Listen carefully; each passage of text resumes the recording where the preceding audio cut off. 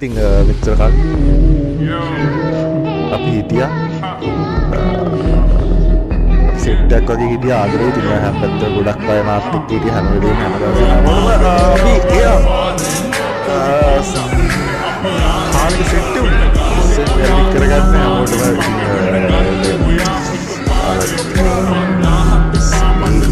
කට්ටියට බලනවා